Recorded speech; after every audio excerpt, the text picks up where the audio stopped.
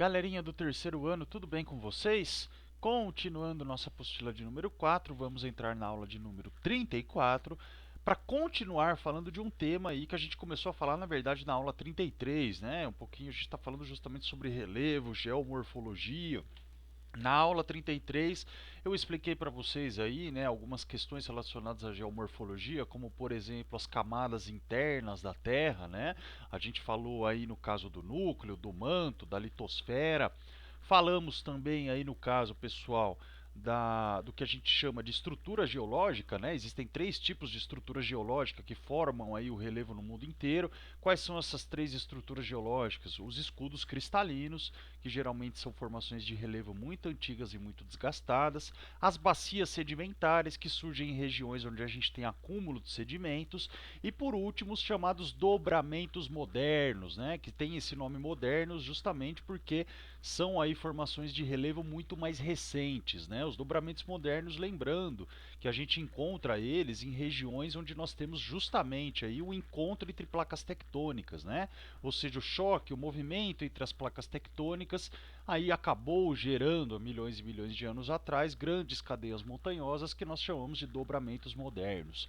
Pessoal, das três estruturas geológicas que nós temos no mundo, a gente só encontra duas no Brasil, os escudos cristalinos e as bacias sedimentares. Como o Brasil fica no centro de uma placa tectônica, a placa tectônica sul-americana, nós não temos grandes cadeias montanhosas aqui no Brasil, nós não temos dobramentos modernos, né? Temos apenas os escudos cristalinos e as bacias sedimentares. Outra questão que a gente estudou na aula passada também, né, a questão das eras geológicas. A gente sabe, pessoal, que através de algumas técnicas aí que a química utiliza, né, principalmente a técnica que a gente chama de meia-vida, datação do carbono das rochas, é possível aí dividir a história da formação do relevo terrestre, da formação da superfície terrestre, em eras que a gente chama de eras geológicas. A gente estudou também essas eras na aula passada, né, falamos aí quais são as principais, né, na verdade, que foram criadas aí no caso para se estudar a geomorfologia do mundo. A gente começa lá atrás com o pré-cambriano e termina aí atualmente com a chamada era cenozoica, né? Então, pessoal, hoje a gente vai continuar aí, eu fiz um pequeno resumo do que a gente já estudou e agora a gente vai continuar nossos estudos sobre geomorfologia. Tá? É uma aula bem extensa, mas ela é importante. Primeiro de tudo, pessoal, vamos falar um pouquinho da teoria das placas tectônicas, tá?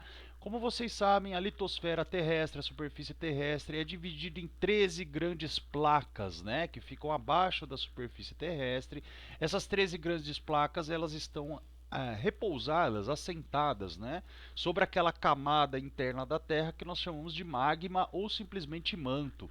Como o magma ou o manto aí no caso, né, a gente sabe que no caso ele tem vamos dizer assim, uma composição pastosa, né, quase que líquida. O que a gente observa? Conforme o magma vai se movimentando, as placas tectônicas se movem junto. Tá? E o que isso tem a ver com nossos estudos, pessoal? A gente sabe, a gente vai estudar daqui a pouco, que justamente o movimento das placas tectônicas acaba gerando aí, na verdade, uma série de consequências, né? Vamos dizer assim. Quais são essas consequências, pessoal? Que o movimento aí das placas tectônicas acaba gerando. Primeiro, instabilidade geológica, ou seja, abalos sísmicos, pessoal, tsunamis, terremotos, né? Ou seja, as placas se movem, se encontram, batem umas com as outras e geram aí essa grande trepidação que nós temos na superfície terrestre, que nós chamamos aí, evidentemente, de, no caso, né, terremotos e tsunamis. Né? Tsunami nada mais é do que um terremoto que está acontecendo no relevo oceânico, né? Portanto, num relevo aí que está abaixo, né, que está imerso, abaixo da água, né? Outras consequências do movimento das placas tectônicas, formação de grandes vulcões e de grandes cadeias montanhosas, os tais dos dobramentos modernos. Olha o Brasil aqui, pessoal, no centro de uma placa tectônica, que é a chamada placa sul-americana. Por que eu estou mostrando isso para vocês, pessoal? Nós não temos dobramentos modernos aqui no Brasil, tá?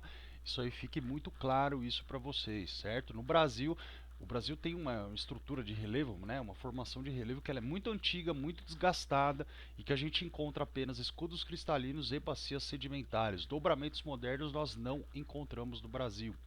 Outra consequência do movimento das placas tectônicas, os chamados vales tectônicos, né? O mais famoso deles aqui, no caso, é um conjunto, na verdade, de vários lagos, né? Que a gente chama de Rift Valley, que fica no continente africano. O que é o Rift Valley, pessoal? A gente tem justamente devido ao movimento de placas tectônicas dessa região, a gente tem a formação aí, principalmente conforme as placas tectônicas conforme no caso elas se afastam umas das outras, tá? Elas acabam criando na superfície terrestre grandes lagos tectônicos, lagos ou vales, né? Talvez o mais famoso do mundo, o lago tectônico mais importante do mundo, né? Ele fica justamente aqui no continente africano. Tá?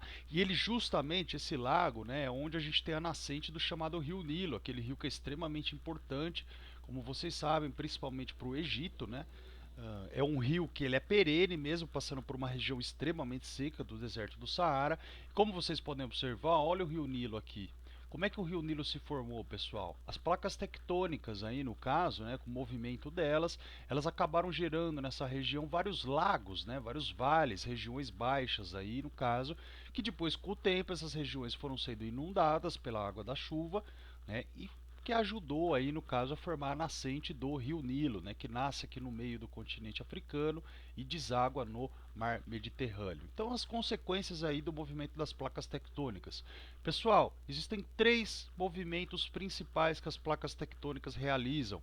Movimentos convergentes, ou seja, quando duas placas tectônicas elas, no caso aí, se chocam uma com a outra, né? Elas no caso elas estão convergindo para um mesmo ponto, né? Geralmente, quando isso acontece, tá, a gente tem uma placa tectônica que ela acaba ficando rebaixada em relação a outra placa, como vocês podem observar aqui, certo? Pessoal, esse tipo de movimento das placas tectônicas, né, os movimentos convergentes, geralmente eles vão gerar aí para gente, eles vão ter como consequência as grandes cadeias montanhosas que nós temos no mundo, como exemplo, por exemplo, aí, né, da Cordilheira dos Andes que nós temos aqui na América do Sul. Movimento divergente das placas tectônicas, ou seja, né, por que divergente? Porque no caso são duas placas tectônicas, cada uma indo para um lado, né? Elas não estão convergindo para o mesmo ponto. O movimento divergente, pessoal, tá? O mais, vamos dizer assim, né, o exemplo mais famoso do que acontece entre movimento divergente é o que acontece entre a placa sul-americana e a placa africana, né? Essas duas placas tectônicas, elas constantemente, elas estão se separando não, elas estão se afastando uma da outra, vamos dizer assim, tá? Lógico, pessoal, que esse afastamento ele é muito leve, né? Ele acontece num ritmo muito devagar, mas o que a gente pode observar, pessoal? Todo ano a América do Sul se separa aí, fica distante da África, pelo menos aí por ano, coisa de 1 ou 2 centímetros, tá? Por quê? Porque é um tipo de movimento que essas duas placas tectônicas fazem, só que elas não estão convergindo para o mesmo ponto, elas estão aí no caso divergindo.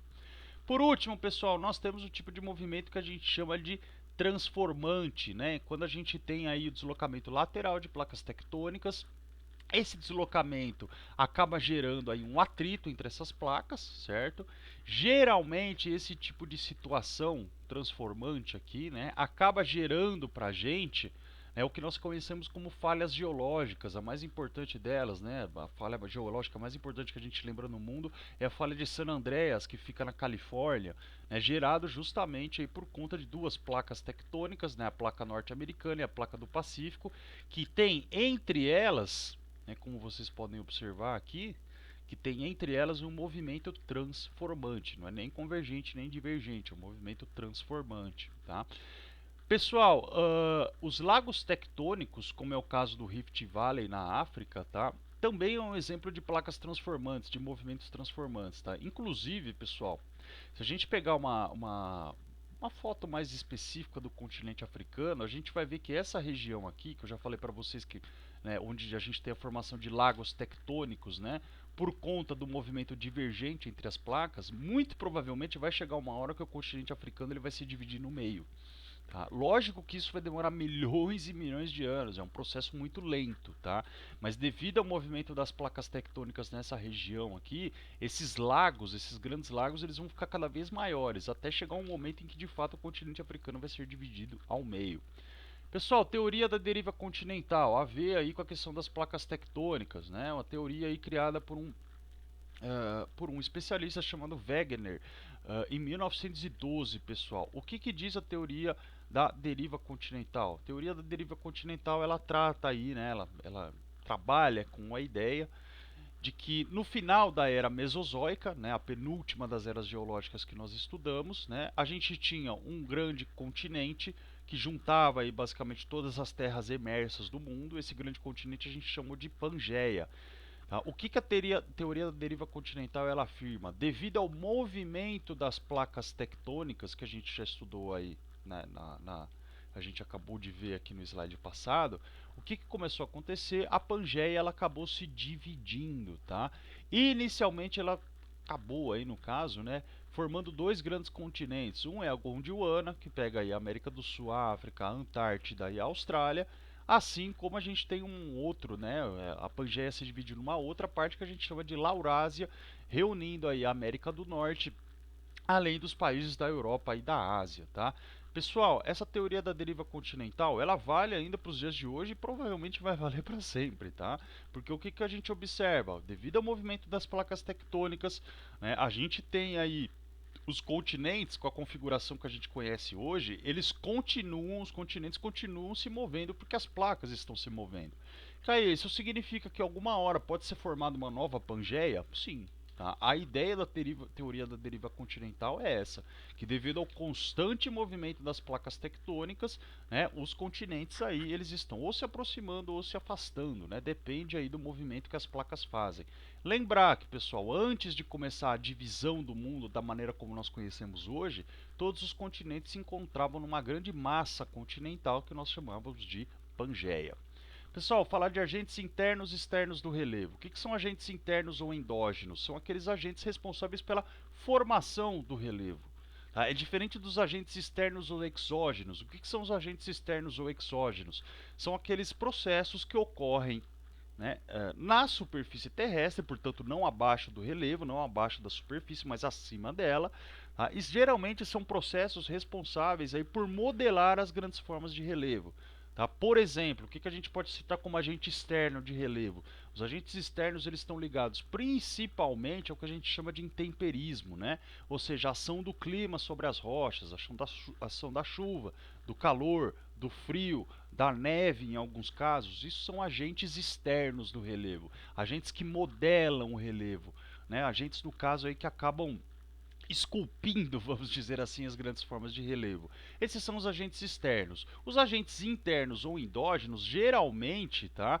Eles dizem respeito principalmente aí ao movimento das placas tectônicas, portanto, algo que está interno à superfície terrestre.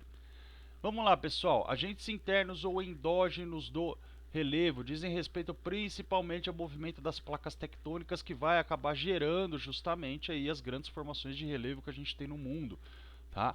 A gente sabe que esses agentes internos, o movimento das placas tectônicas, né, eles podem, vamos dizer assim, ocasionar, além das grandes formações de relevo, ocasionam, como a gente já viu, terremotos, vulcões, os dobramentos modernos, as grandes cadeias montanhosas, falhas, né, como a gente viu lá a falha de San Andrés, na superfície terrestre.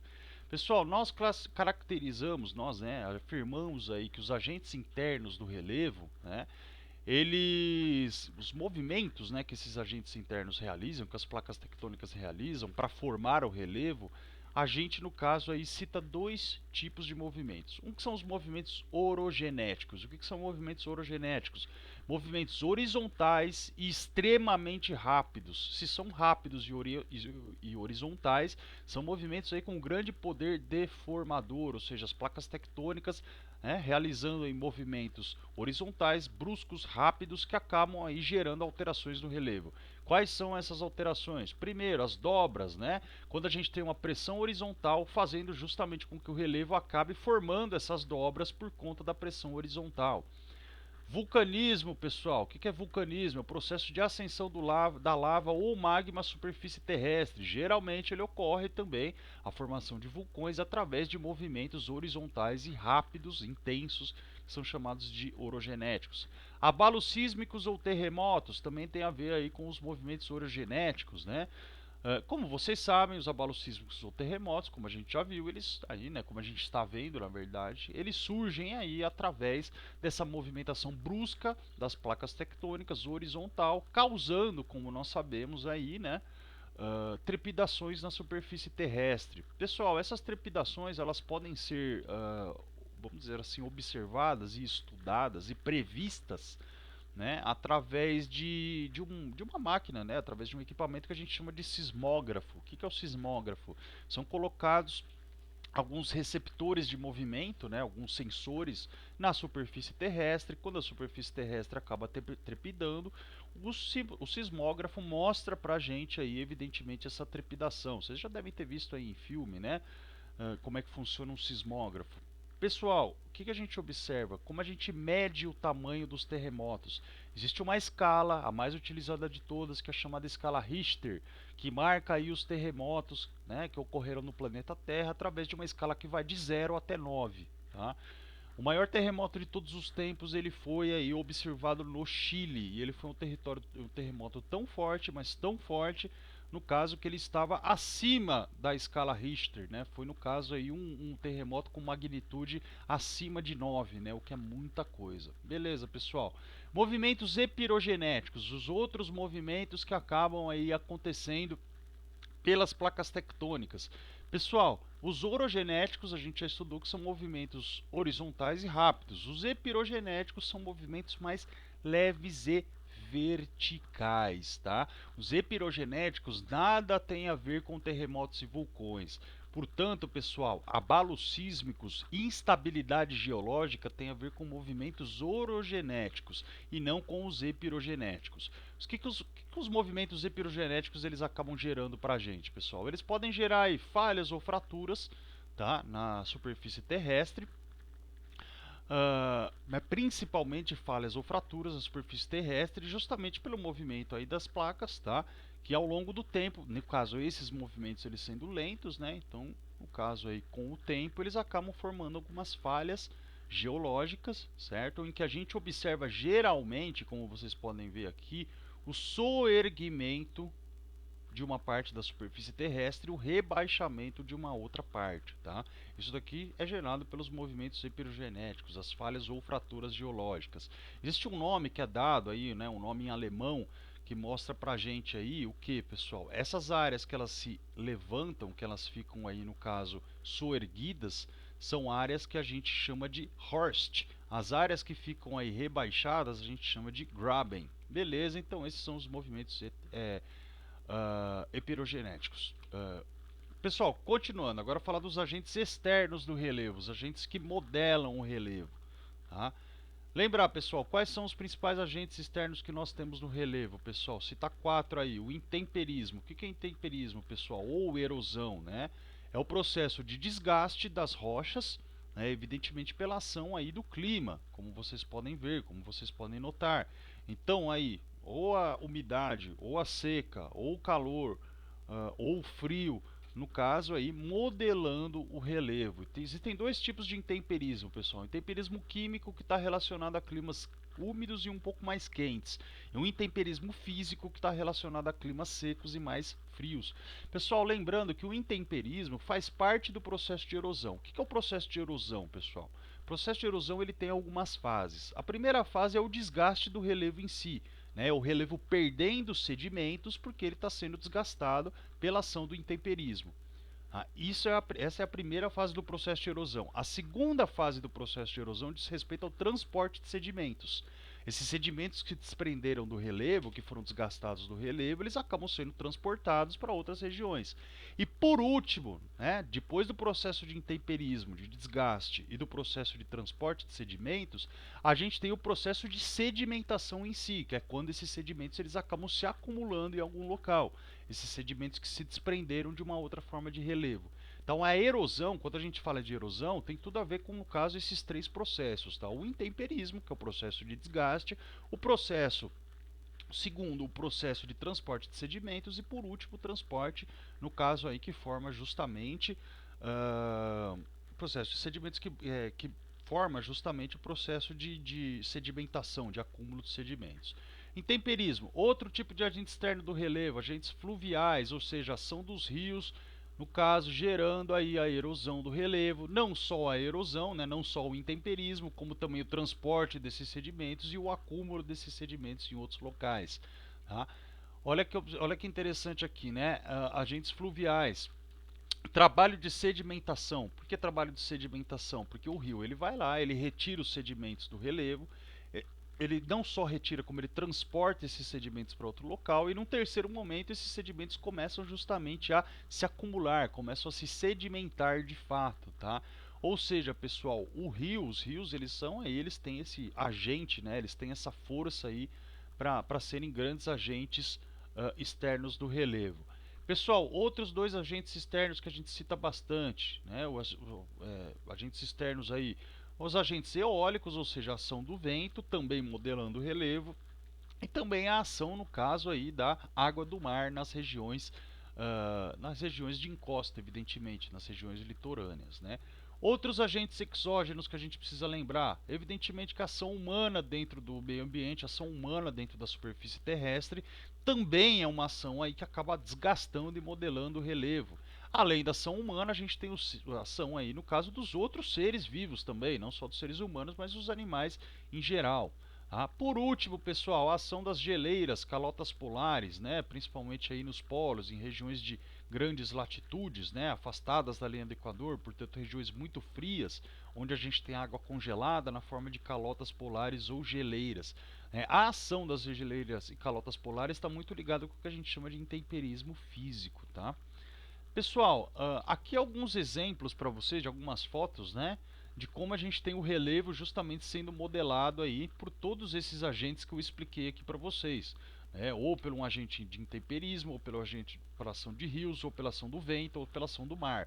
Tá? São alguns exemplos aqui, né? Aqui tá essa mais aqui embaixo, um típico processo de erosão que a gente vê numa região onde muito provavelmente retiraram a vegetação do solo, o solo ficou exposto e acabou sofrendo aí processo de erosão, perdeu sedimentos, criando esses buracos aqui que a gente chama de vossorocas, né? Aqui no Brasil a gente dá esse nome para isso.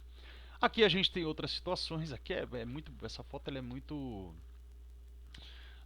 ela é muito significativa, né, se a gente for parar para pensar, porque a gente tem uma formação de relevo maior aqui na parte superior e na parte inferior, justamente aí uma formação de relevo bem fininha, que muito provavelmente surgiu, acabou ficando desse jeito por conta da passagem, acredito eu, de algum rio aqui que devia passar nessa região e acabou justamente modelando, né, o relevo para ele ficar dessa forma. É bem interessante.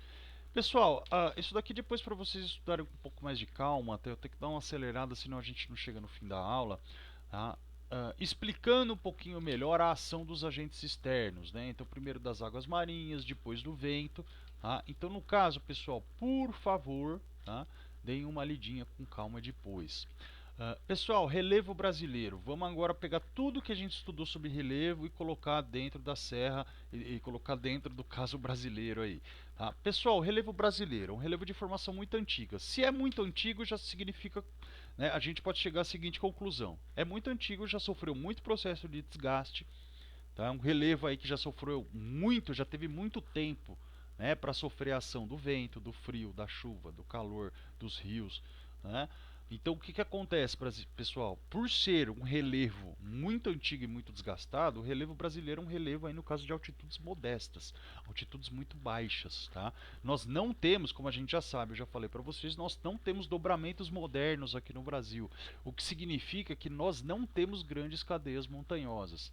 Em termos de estrutura geológica, das três estruturas geológicas que a gente encontra no planeta Terra, só duas delas estão no território brasileiro. Os escudos cristalinos, né, que geralmente aí, né, a gente encontra nesses escudos cristalinos minerais com utilização econômica muito importante, que são aqueles minerais que a gente chama de metálicos. Né, é o caso do ouro, é o caso do minério de ferro, é o caso do estanho, é o caso do manganês, da bauxita. Né? Então, no caso aí, a gente tem 36% do território brasileiro formado por escudos cristalinos e a grande parte formado por bacias sedimentares, tá? Portanto, aquelas regiões que surgem através do acúmulo de sedimentos. Qual que é a diferença do escudo cristalino para a bacia sedimentar? Geralmente, o escudo cristalino tem uma formação mais antiga, data aí das eras geológicas mais antigas, Tá? E geralmente são formações que já sofreram muito processo de desgaste. As bacias sedimentares, elas podem ser até um pouco mais recentes que os escudos cristalinos em termos de formação de relevo, tá? Em termos de era geológica, mas também é um tipo de formação de relevo muito antiga, tá? Até porque para você ter aí, né, a formação de regiões com acúmulo de sedimentos, isso demora muito tempo, milhões e milhões de anos. Nas bacias sedimentares, pessoal, é onde nós encontramos aí os chamados combustíveis fósseis, né? Aqueles combustíveis utilizados principalmente para se gerar energia, né? E esses combustíveis a gente encontra eles em regiões de bacias sedimentares. Por quê, pessoal? Porque justamente, né, nessas bacias existe muitas vezes o acúmulo de matéria orgânica morta, restos de animais e de vegetais. Essa matéria orgânica vai se acumulando nas bacias sedimentares. Com o tempo, essa matéria orgânica começa a sofrer vários processos químicos, tá? Até o momento que ela acaba dando origem aí aos chamados combustíveis fósseis. Quem são os combustíveis fósseis, né? Mais importante de todos, a fonte de energia mais utilizada no mundo, o petróleo. A gente pode lembrar também do carvão mineral, do gás natural e do xisto betuminoso. Tá? Então, características gerais do território brasileiro, do relevo brasileiro. Pessoal, agora falando certinho em nome das unidades de relevo, né, em separando o território brasileiro em grandes unidades de relevo, né, através desse pensamento, a gente vai estudar que houve aí, né, ao longo da história, três grandes classificações do relevo brasileiro realizada, evidentemente, por três pensadores diferentes. O primeiro deles, o Haroldo de Azevedo, o segundo, o Aziz Absaber e, mais recentemente, no caso aí, a classificação do relevo brasileiro realizada pelo professor Jurandir Ross. Tá? Esses dois primeiros aqui, o Haroldo de Azevedo e o Aziz Absaber, eles já morreram. Tá? Porém, pessoal, por mais que as classificações deles sejam mais antigas, tá? E teoricamente a mais utilizada hoje seja do Jurandir Ross, tá? Não, essas duas classificações do Haroldo e do Aziz Absaber, elas não deixam de ser importantes, porque elas ajudaram a basear, né, a criar uma base para a gente ter justamente a classificação do relevo brasileiro mais moderna, vamos dizer assim, que é realizada pelo Jurandir Ross. Então vamos lá, Haroldo de Azevedo, pessoal, uma classificação do relevo brasileiro criada em 1959. Tá? Qual o critério utilizado para dividir o relevo brasileiro em grandes unidades? Tá? Simplesmente uma coisa bem simples, levar em consideração a altimetria do relevo, ou seja, as altitudes aí, né? O que o Haroldo de Azevedo, observando as altitudes, né, as cotas altimétricas do relevo brasileiro, notou? Que era possível a gente dividir o território brasileiro em 7 grandes unidades morfológicas. Essas 7 grandes unidades morfológicas seriam divididas em, primeiro, as planícies, que seriam áreas com até 200 metros de altitude, e os planaltos, que seriam aí áreas com mais de 200 metros de altitude. Tá? Dividindo o território brasileiro dessa forma, o Haroldo de Azevedo criou aí, no caso, essa classificação do relevo brasileiro, dividido em 7 grandes unidades, né, que são ou planícies, quando são áreas com menos de 200 metros de altitude, ou planaltos, quando são áreas com mais de 200 metros de altitude. Segunda classificação, do Aziz Absaber, a gente vai ver que já tem algumas evoluções aí na classificação do Aziz Absaber, né? Ela é uma classificação um pouco mais refinada. Ela foi criada em 1962, portanto pouco tempo depois da classificação do Haroldo de Azevedo. Tá? Baseou-se na classificação do Haroldo de Azevedo com alguns acréscimos. Né? O relevo brasileiro, ao invés de ter 7 unidades, passou a ter 10 grandes unidades morfológicas, que segundo o Aziz e Absaber seriam divididos em planícies e planaltos, do mesmo jeito do Haroldo de Azevedo. Porém, o que é planície e o que é planalto para o Aziz e Absaber, pessoal? Planícies são regiões onde o processo de sedimentação, portanto o processo, né, de acúmulo de sedimentos, é superior ao processo de desgaste do relevo. Tá? Então todo local onde você tem mais acúmulo do que desgaste de sedimentos, tá, o Aziz e Absaber chamam de planícies. E os planaltos, pessoal, é o oposto. Os planaltos geralmente, segundo o Aziz Absaber, são formados por regiões onde o desgaste, a erosão do relevo, é superior a um processo mais intenso do que o processo de sedimentação. Beleza? Então a planície, a sedimentação, processos de sedimentação são maiores que os processos de erosão. Enquanto os planaltos, os processos de erosão são maiores que os processos de sedimentação. Levando isso em consideração, o glorioso Aziz Absaber dividiu aí o relevo brasileiro em 10 grandes unidades, né? Acrescentou mais 3 unidades relacionadas aí às 7 anteriores que a gente tinha do Haroldo de Azevedo. Agora, pessoal, aqui vocês vão mais ficar felizes, né, em estudar, justamente porque a mais importante aqui que vocês precisam saber, que é a do Jurandir Ross, tá? A gente não vai ter apenas 7 nem 10 unidades de relevo, mas esse cara aqui acabou transformando o território brasileiro, né, o relevo brasileiro, dividindo o relevo brasileiro em 28 unidades, tá? Além de levar em consideração planícies e planaltos, o Jurandir Ross ele acrescentou mais aí no caso uma classificação, mais um tipo de unidade de relevo que são as depressões, pessoal, tá? O Jurandir Ross ele leva aí, né, em consideração nessa classificação dele duas questões, né? A estrutura geológica no que diz respeito à formação do relevo, certo? E por outro lado, ele leva também em consideração os fatores de modelagem, os fatores esculturais, os tais dos agentes exógenos que a gente já estudou, tá? Então, no caso, a classificação do Jurandir Ross, ele leva tanto em consideração a formação do relevo através dos agentes endógenos, assim como ele leva em consideração também a modelagem do relevo através aí, no caso, dos agentes exógenos. 28 unidades morfológicas, pessoal, divididas em planícies, planaltos e depressões. O que são planícies? Área plana com máximo 100 metros de altitude, formada principalmente pelo acúmulo de sedimentos, tá? Mais ou menos como o que tinha dito aí o Aziz Absaber. O que são planaltos? Área irregular com grande inclinação, acima de 300 metros de altitude, formados pela erosão de antigas formações cristalinas e sedimentares, né? A gente estudou que existem aí 3 tipos de rochas principais no mundo: as cristalinas, as sedimentares uh, e no caso aí, por último, né, o que a gente chama de metamórficas. O que o Jurandir Ross está falando? Que no caso os planaltos eles são formados através de regiões que já sofreram muito processo de desgaste, principalmente regiões formadas aí por rochas cristalinas ou por rochas sedimentares, né? Esses são os planaltos. Por último, pessoal, as depressões mais planas que os planaltos, né? Portanto, aí no caso menos íngremes, né? Menos irregulares que os planaltos, variam de 100 a 500 metros de altitude, possuem suave inclinação e são formadas por prolongados processos de erosão. Essas são as depressões. Ó, dá uma olhadinha aqui para vocês, pessoal, tá? Essa figura aqui que ela está mostrando as diferentes formas de relevo. Uma planície, como vocês podem ver, evidentemente é é uma região plana e extremamente baixa, tá? Nós temos aí regiões um pouco mais elevadas e irregulares, que são os planaltos. E temos as depressões, né, como vocês podem observar, que geralmente são áreas rebaixadas em relação ao seu entorno. E por que essas áreas já são rebaixadas? Porque elas sofreram aí longos processos de erosão. Ou seja, né, o intemperismo aí foi desgastando esse planalto até formar justamente esse buraco, vamos dizer assim, né, que a gente chama de depressão. Beleza, pessoal? Essa é a classificação do professor Jurandir Ross. As depressões, segundo ele, segundo o professor Jurandir Ross, elas se dividem em 3 tipos, tá? Depressão periférica, área que aparece na zona de contato entre os terrenos sedimentares e cristalinos, tá?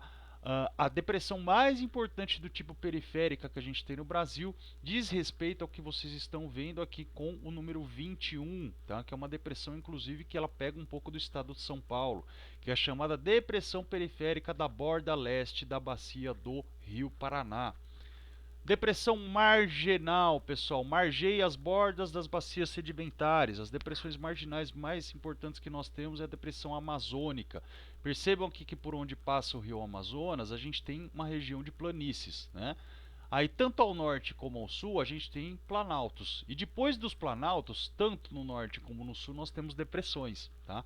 Essas depressões que margeiam, no caso aí, terrenos que margeiam bacias sedimentares, como é o caso da bacia amazônica, né, da bacia da planície do rio Amazonas, essas depressões que margeiam esses terrenos sedimentares a gente chama de depressão marginal. Depressão interplanáltica, região de altitude mais baixa em relação aos planaltos que os circundam. Exemplo clássico para isso, pessoal, é essa número 19 que vocês estão vendo aqui, que é uma depressão chamada de depressão interplanáutica sertaneja ou do Rio São Francisco. Pessoal, por que o sertão nordestino é muito seco, pessoal? Justamente porque a gente tem uma depressão que em volta dela a gente tem dois grandes planaltos. De um lado, o planalto aqui da bacia do Rio Parnaíba e do outro lado que a gente chama de planalto da Borborema. Por que eu estou falando isso para vocês, pessoal? As massas de ar úmidas que vêm ou da região amazônica ou do Oceano Atlântico, elas são barradas, né, por essas formações planáuticas, ou seja, né, essas massas de ar úmidas elas não atingem a região da depressão sertaneja. Por isso que essa região ela é muito seca, né? Por isso que ela tem um clima semiárido, que é um clima aí de escassez de chuvas durante o ano todo. Pessoal, isso aqui é muito importante, vocês vão ter que guardar esses nomes, porque isso cai muito em vestibular. Tá? Se nós fôssemos aí observar o relevo brasileiro, né, e acabar dividindo ele em três grandes regiões, tá? Dá para a gente formar três grandes perfis de relevo. O primeiro perfil de relevo é o perfil da região amazônica, da região norte do Brasil, onde nós temos aqui ao centro, em amarelo, como vocês podem ver, a planície do Rio Amazonas, certo? Por onde está passando aqui o Rio Amazonas. Depois aí, tanto ao sul como ao norte, a gente tem dois planaltos, que são os planaltos da Amazônia Oriental. E depois, como a gente já conversou, nós temos uma depressão marginal tanto ao norte como ao sul, a depressão marginal norte amazônica e a depressão marginal sul amazônica, tá? Ou seja, pessoal, aqui indo do norte até o sul, no perfil número 1 aqui, tá? Se eu for olhar o perfil de relevo dessa região, o perfil topográfico dessa região, né, observar o relevo não por cima, mas pelo lado, né, eu vou ter essa grande formação de relevo aqui no número 1. Tá?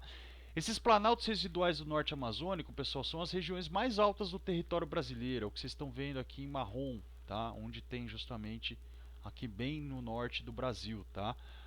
O que a gente observa, pessoal? A maior parte da região norte, da região amazônica, é formada por terras baixas. Tá? Terras, no caso, aí, planícies baixas, planaltos baixos e depressões. Tá? É só realmente mais ao norte aí desse corte de relevo que eu vou ter aí formação de grandes planaltos antigos que tem aí, no caso, grandes altitudes de relevo. Pessoal, número 2, o perfil de relevo da região Nordeste. Como eu já disse para vocês, nós temos aí o Planalto da Borborema de um lado, do outro os planaltos e chapadas da bacia do Rio Parnaíba e entre os dois a região da chamada Depressão Sertaneja. Por que é importante guardar esse perfil? Porque ele ajuda a explicar o porquê que a região do sertão nordestino é muito seca. Como eu já disse para vocês, a gente tem um planalto de um lado, um planalto do outro. Esses planaltos impedem a chegada de umidade na região da Depressão Sertaneja, o que consequentemente gera muita secura nessa região. Por último, pessoal, talvez o mais importante de todos para vocês guardarem, o perfil número 3, porque tem a ver com a nossa região, pessoal. Tá? No caso aí o perfil número 3, o perfil das regiões centro-oeste e sudeste do Brasil.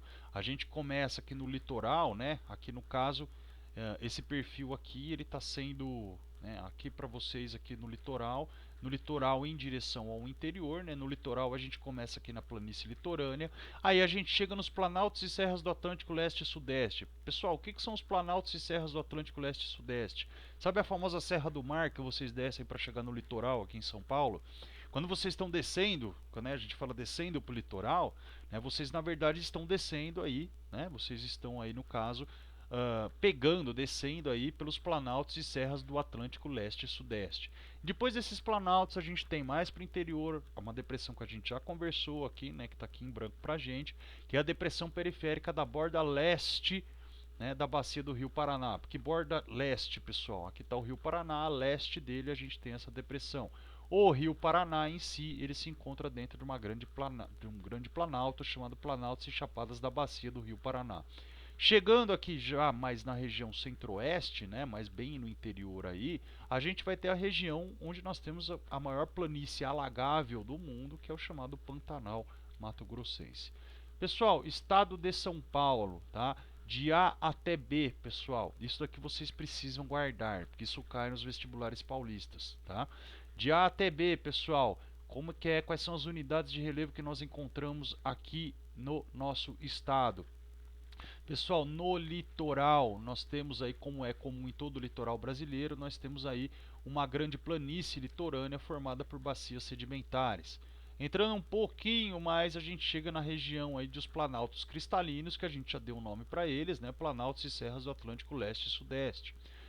Depois, posteriormente, a gente vai chegar aí à depressão periférica da borda leste do Rio Paraná, né, que está aqui pra gente. E por último, a gente chega aí num grande planalto, né, no caso aqui, que no caso é o Planalto e Chapadas da Bacia do Rio Paraná. Ou seja, o relevo do estado de São Paulo, teoricamente, né, aqui a gente está vendo por cima, vendo ele de lado, tá, no perfil topográfico, a gente vai chegar aqui a essa formação que começa aqui na planície litorânea, passa pelos planaltos e serras do Atlântico Leste e Sudeste, passa pela depressão periférica da borda leste da bacia do Paraná e chega nos planaltos e chapadas da bacia do Paraná. Beleza, pessoal?